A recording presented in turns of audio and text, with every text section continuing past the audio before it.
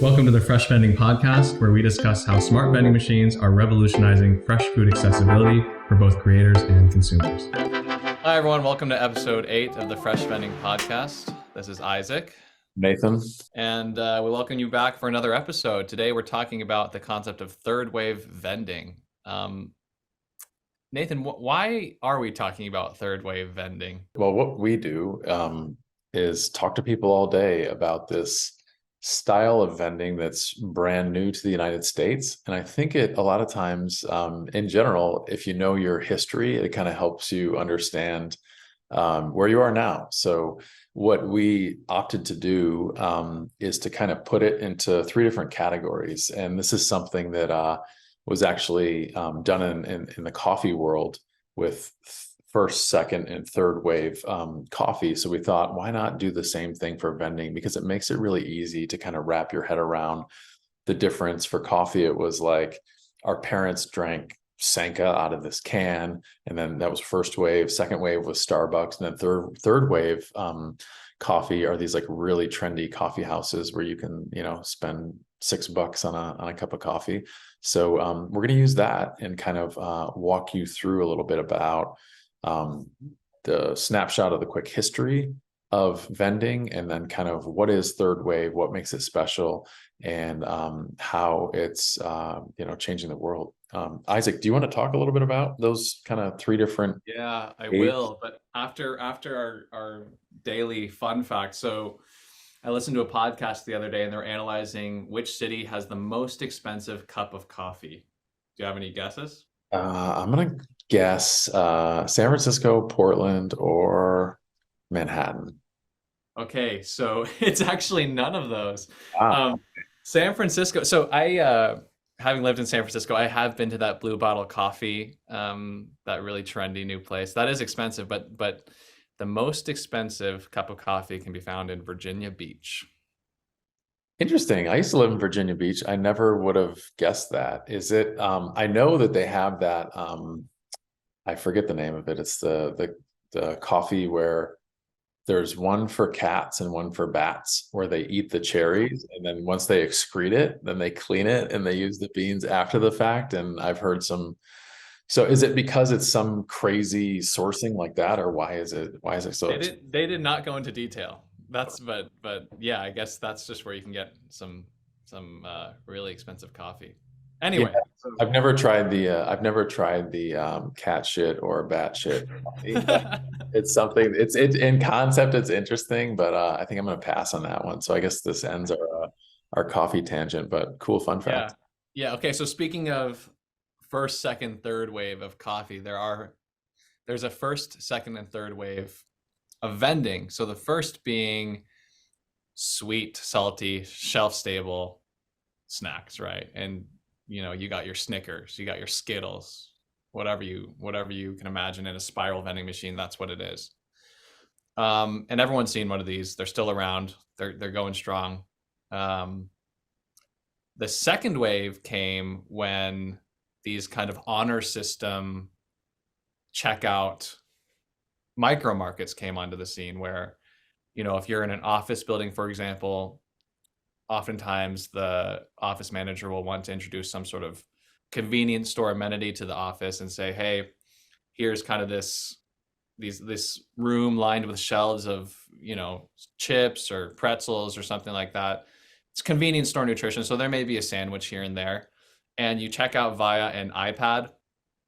That's just right there. It's unmanned, so it's really simple and quick for the employee. But in terms of kind of the limitations on what you can sell, because not all the items are tracked individually, you're still just going to get kind of the convenience store level of nutrition. So that's kind of micro markets. That would be the second wave.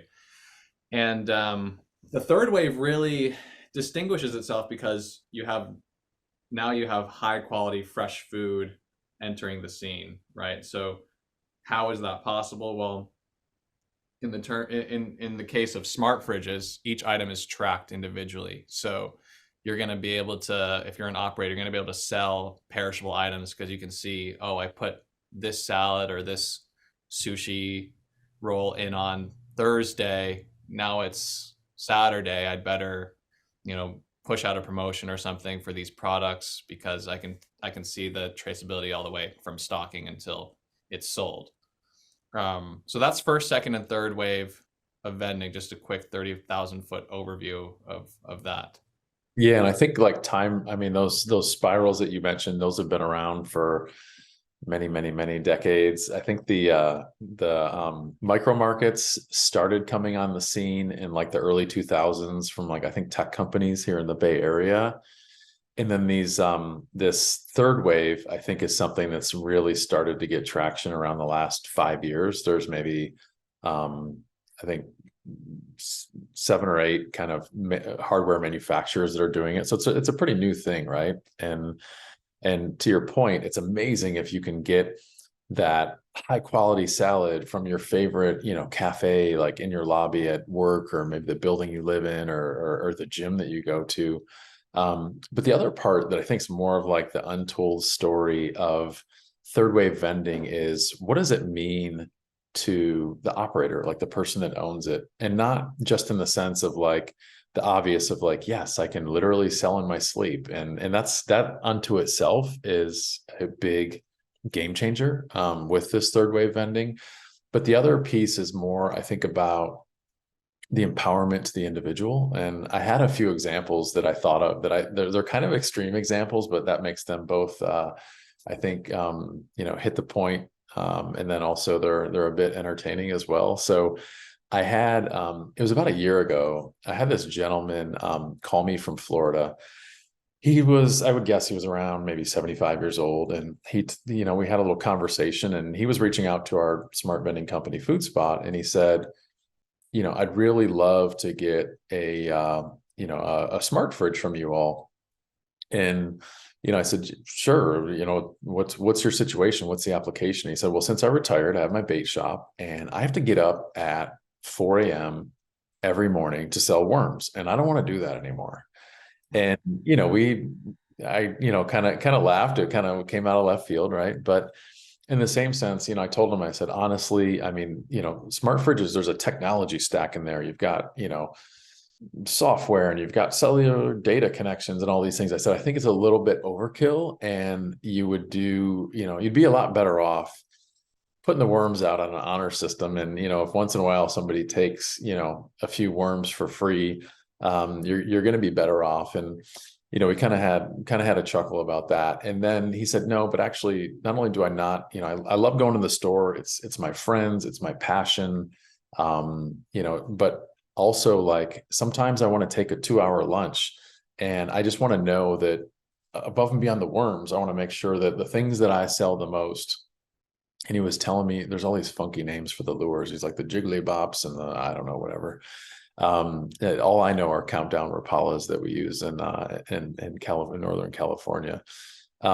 So he was saying that I want to have these items for sale in there as well, so that I have peace of mind that I can go about my day leisurely. I can wake up, if I want to wake up and go into the shop at 8 o'clock, I can do that. If I want to take a 2-hour lunch, I can do that. And what I started to recognize from talking to him is that he's 75. He doesn't care about the money. He cares about the people. And for him, what was most important is not getting this smart fridge so that he could sell worms and lures. It was that the people were taken care of, but he could still live his lifestyle. And to me, that was really profound, because I was, living this and doing this every day.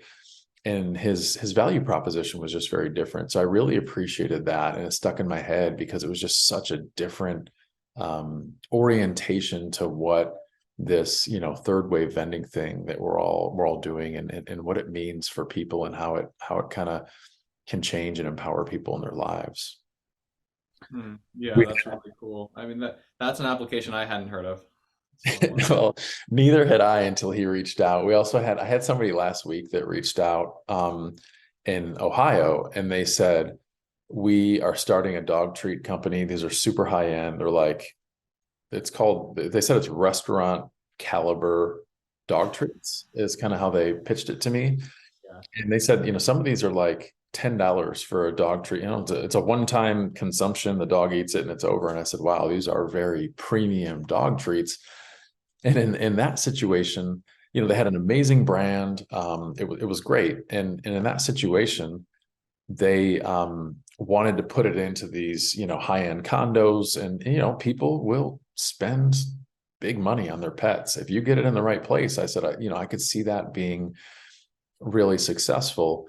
And what they started to share with me was, we reached out because for us, this is a way, you don't have to have a commercial kitchen for dog treats. You can actually, where they live, you can make it at home. So they're like, we don't have to have a commercial kitchen. We don't have to spend all the money on a real retail space. They're like, for us, this is all about, like, this woman was just super passionate about this. And she said, for us, what it's all about is being able to connect with those customers and make it ultra convenient, but we can kind of live this dream that otherwise we wouldn't. We're not going to spend, $100,000 on getting a commercial kitchen and getting a retail space and all these other things. So it was really a way for them this husband and wife, to be able to start their business with a tiny fraction of the capital that they would need otherwise. So it was kind of a different type of empowerment and accessibility for them and their lifestyle. So again, that was something that I just thought was, it was really interesting and just listening and kind of digging a little bit deeper. Yeah, it seems like this can drive entrepreneurial aspirations for sure. I think with the, people that reach out to us, a lot of them are wanting to start a new business. And like you said, the barrier to entry and the upfront cost of, opening a brick and mortar retail location is huge. And so smart fridges in particular are great because they're small footprint and they're a fraction of the cost of opening up a store, and you can move it to whatever location you want. Yeah, that's huge in terms of kind of feeding people's entrepreneurial desires. Yeah, it's really exciting. Back in 2012, I had started a small business incubator in San Francisco, where we had 60 different companies come, and we had a commercial kitchen, and we had like a retail window that was connected to it, so they could sell out on the street. And then we just had like some really basic like seating out on the sidewalk, and companies could rent it in increments of like 3 to 5 hours. So come produce your food in a legal, commercial kitchen, and then you could sell it during lunch service, dinner service. We actually did breakfast, and we do a late night at like 1 a.m. for like people after they got out of the bars or whatever.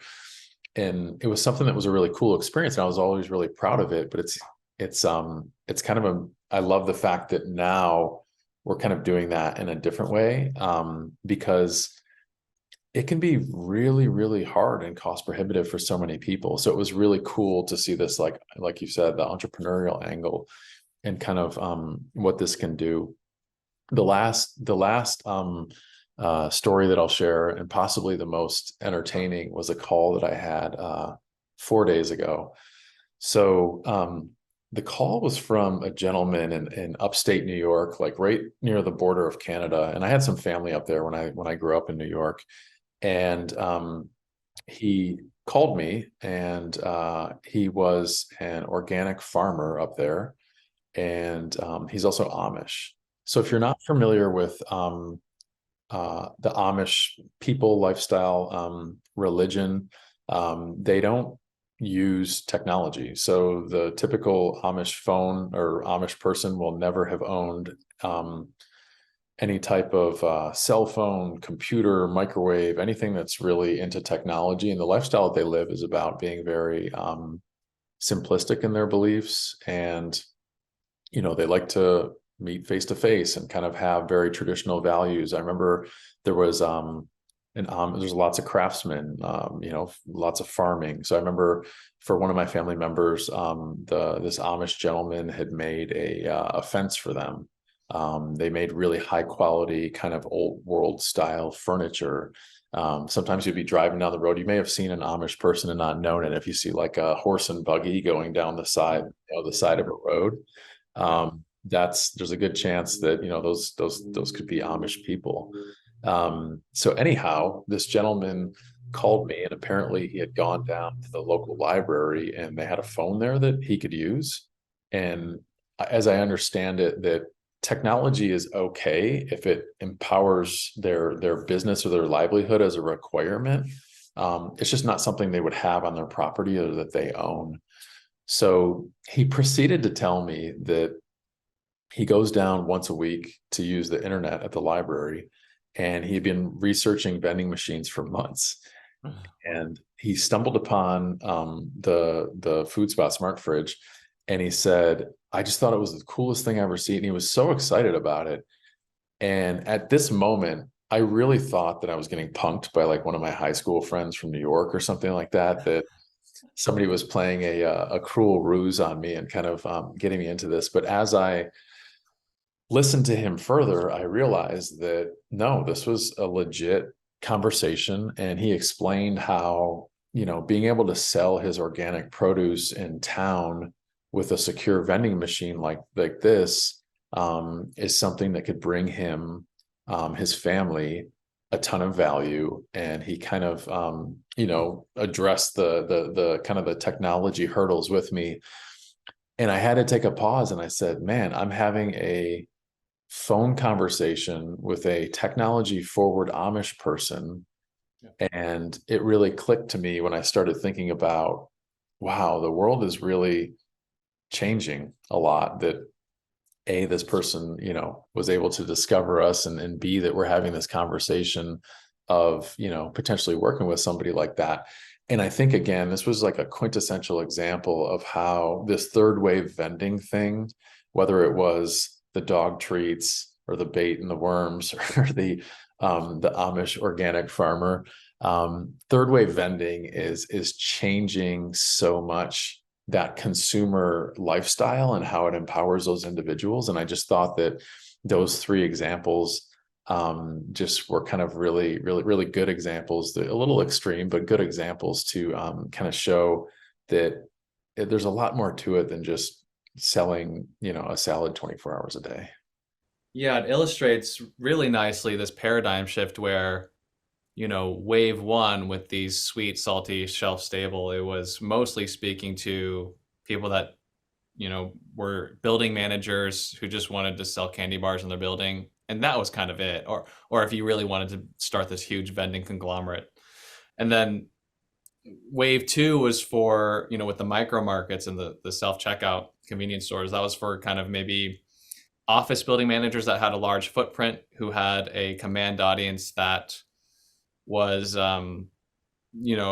a high trust society and kind of in a closed environment like an office building. And that was kind of the audience there. And now wave three is speaking to everyone from the, kind of niche fresh food restaurant to the hospital to the university to the theme park, kind of directors of food service and nutrition, and feeding their employees 24/7 or feeding their people 24/7. And then even down to these entrepreneurs where, who would have thought that a fisherman, a 75-year-old fisherman, would be calling a smart vending company or be looking into vending machines. Same thing with dog treat manufacturer. Same thing with an Amish individual hoping to sell fresh produce. So this third wave vending, it seems like it's not only increased like the possibility of products that can be sold, but also just the audience that it's speaking to is huge.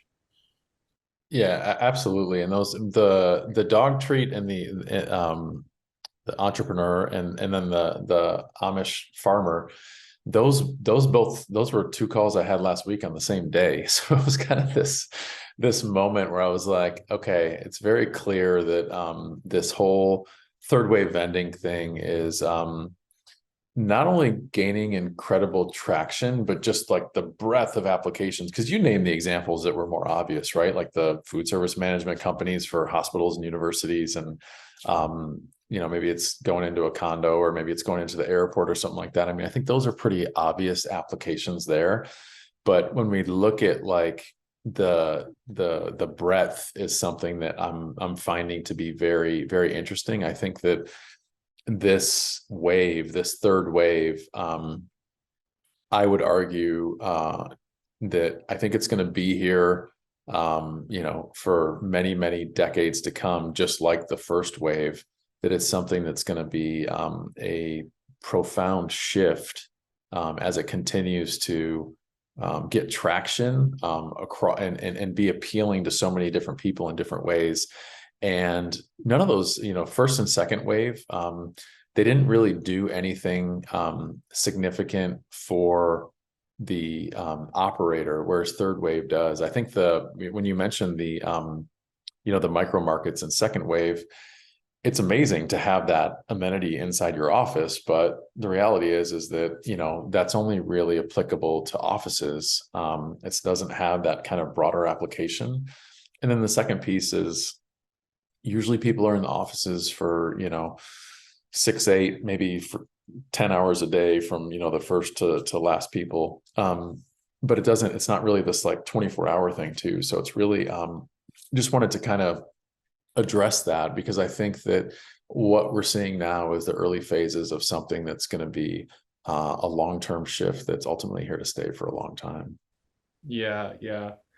And let's talk a little bit more about the food and the actual items that can be sold. I mean, we talked about how because of this kind of third wave technology, particularly smart fridges, items can be tracked on an individual basis.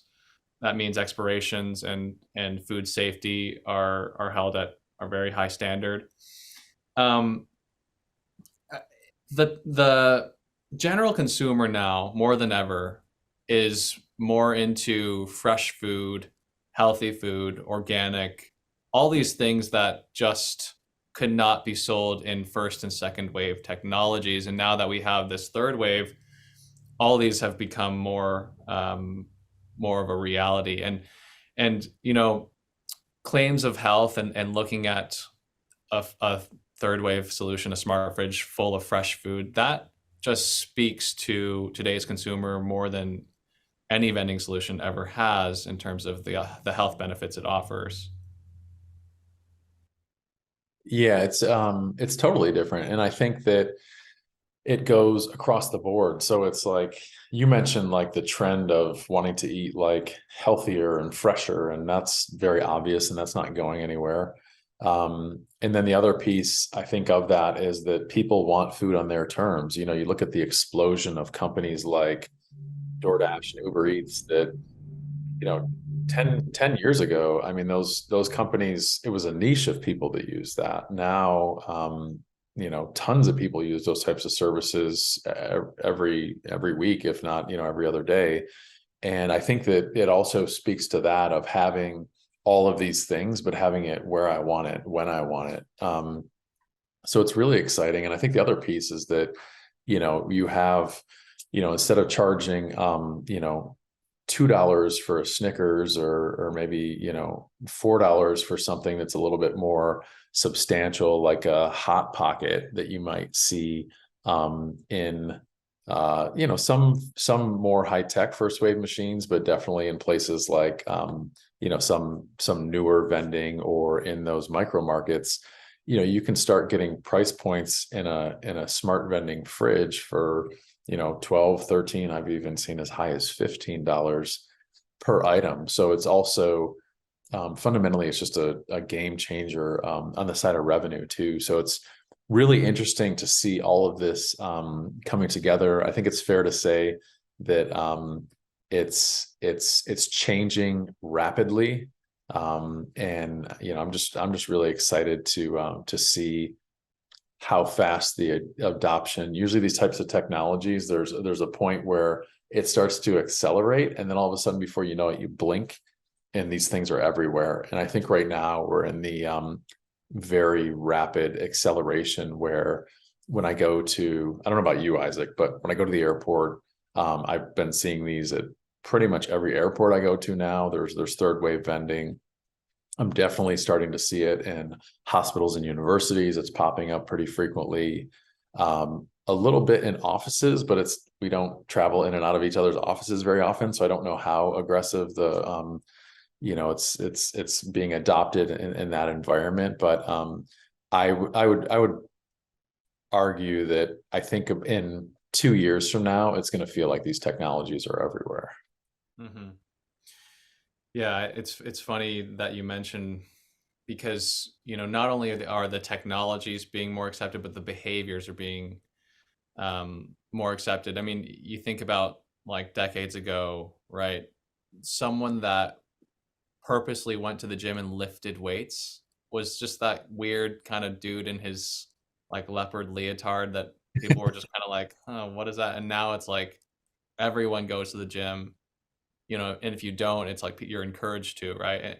Same thing now with like mental health, right? Like decades ago, it's like, oh, I'm going on this meditation retreat, or I do meditation. It's like, okay, man. But now it's like most people use a meditation app. Same thing with, and in the context of food, it's like, oh, I like fresh organic food. People back then it was just like, okay, woo, like that's good for you. But now it's like, oh, most people that care about health and nutrition want fresh food, and now that we're kind of busy and living busy lives on their terms. So yeah, it's kind of crazy how you don't really notice the shift happening, but it is happening. And smart fridges and third wave vending solutions are just conduits through which that change is accelerating. It's quite amazing to see. Yeah, it was, as you were talking about smart vending and leopard leotards, it was making me think like we could just ask some sort of AI program to put that image together for us, and then when you're in post edit for the podcast, you could put that image up there. I hadn't thought about those types of fashion trends in quite a while. Yeah, so I think that really hit the nail on the head. And so what we're going to do going forward is, we're going to continue to share both the mainstream kind of operator stories that we have and will about, those that are more obvious applications, but we're also going to continue to bring those unique stories to the table in future episodes of the podcast, so that you all out there as our listeners or viewers, if you're following us on YouTube, can start to see, hear, understand, have your finger on the pulse of what's going on with smart vending in terms of breadth and depth and trends and things of that nature. But I think that's a good stopping point. Isaac, any other closing sentiments before we step out? No, I'll guide people who are just joining us for the first time. I mean, with this third wave vending technology, there are considerations, right? There's the actual technology piece, there's certain costs, there's certain complexity with operating them. And I would just encourage people who are interested to take a look at our first 3 episodes. What is smart vending? How to get started in smart vending, and the truth about smart vending in terms of kind of what has to happen on the back end as you get into this. So yeah, those are just kind of my closing thoughts there.